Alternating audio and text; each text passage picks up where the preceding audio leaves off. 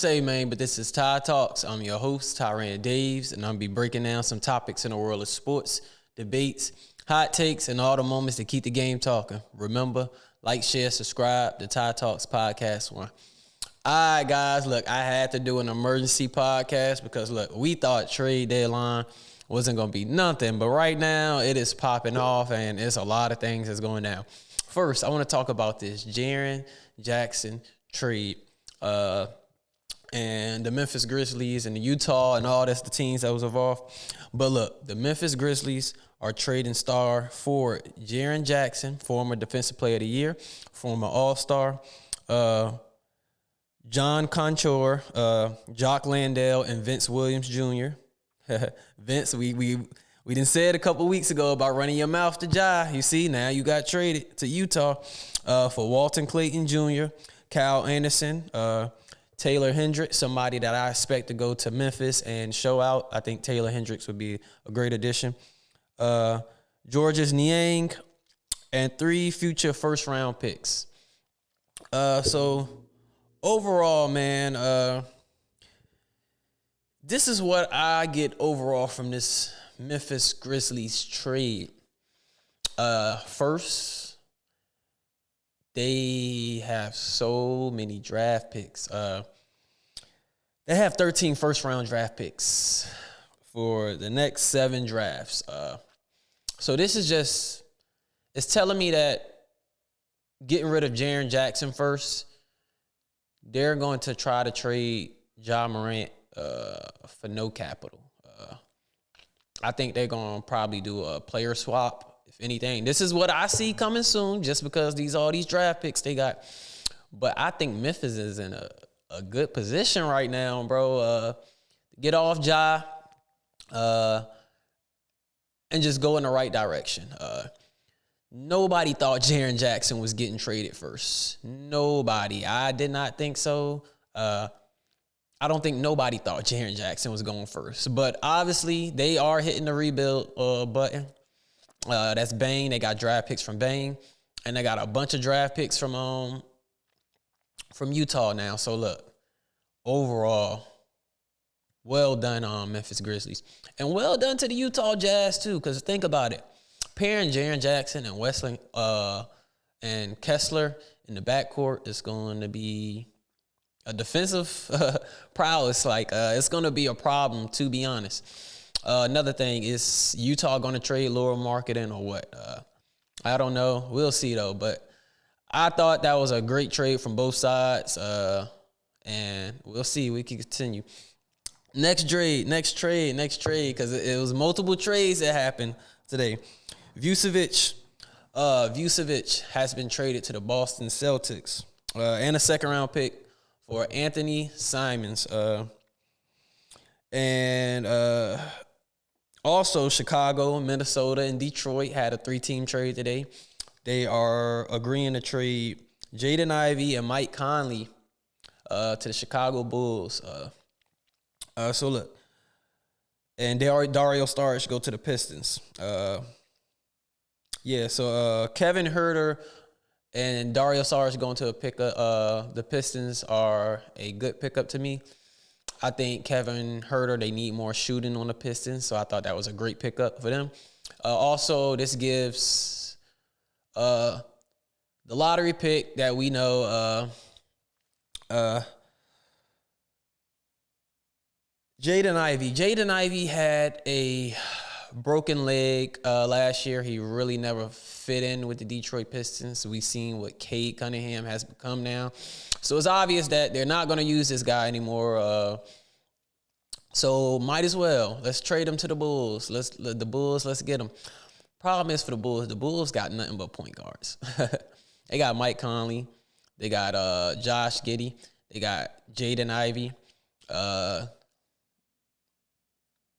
They got a bunch of point guards. But yeah, we gonna see. I think the Bulls is headed into this rebuild situation. I don't know if Mike Conley gonna get waived. Most likely, sign with somebody else or something like that to finish off his career. But overall, I thought this was a solid trade on Boston. Getting Vucevic, getting somebody that can score. You know what I'm saying? They never had a center like this in a minute. No, I want to say Al Horford. I'm talking about a real pick and roll big, a big that can create for himself too. So I thought that was a perfect trade pickup for Boston. And also it's good for the Pistons and the Bulls because they got what they needed. More scoring. And for the Bulls, just young talent. All right, next we got another trade that went down. And this right here is the swap of Darius Garland and the second round pick for James Harden. Okay, so look, James Harden is 36, Darius Garland is 26. We know what James Harden do. If he get tired of a team in 2 years, they ain't give him his extension, he's out of there. Another thing, I think the Cleveland Cavaliers was just like, oh, man, we got to try to win now. We have to try to win now. Darius Garland's foot is always messed up. It went from his right foot to his left foot.